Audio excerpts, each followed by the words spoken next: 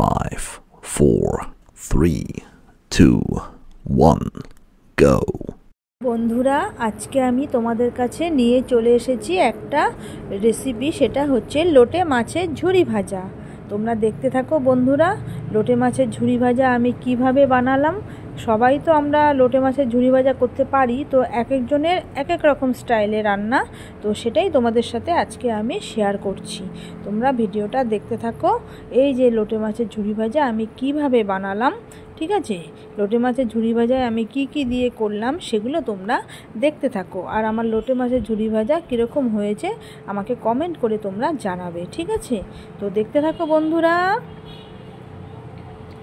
এই যে চলে এসেছি লোটে মাছ নিয়ে, দেখো একদম থকথকে করছে, পুরো টাটকা লোটে মাছ। এই লোটে মাছ দিয়ে আজকে আমি তোমাদেরকে একটা রেসিপি করে দেখাবো, সেটা হচ্ছে লোটে মাছের ঝুরি ভাজা। তো তোমরা দেখতে থাকো বন্ধুরা।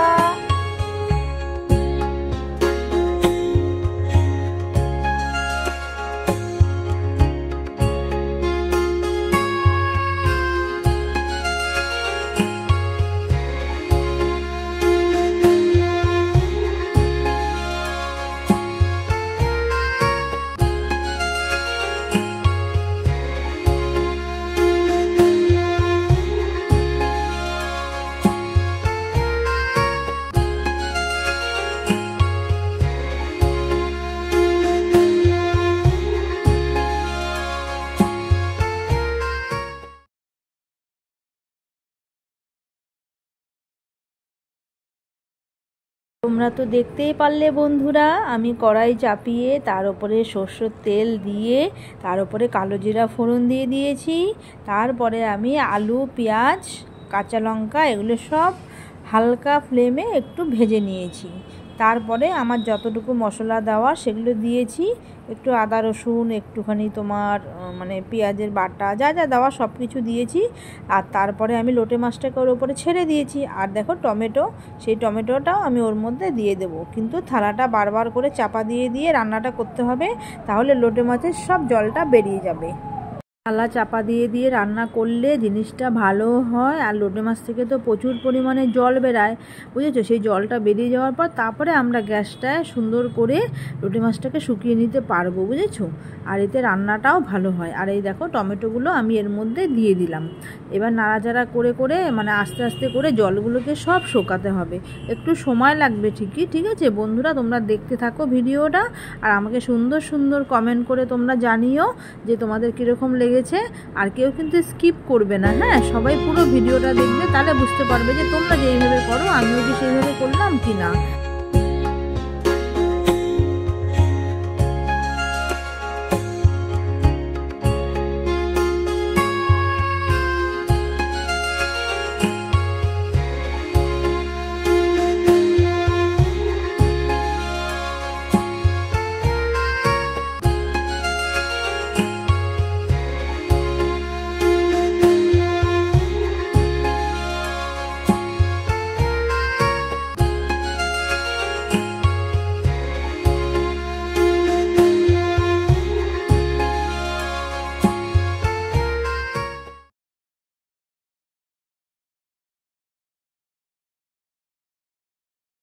বন্ধুরা দেখো, আস্তে আস্তে আমাদের মাছগুলো কিন্তু অনেকটাই জলটা শুকিয়ে এসেছে, ঠিক আছে।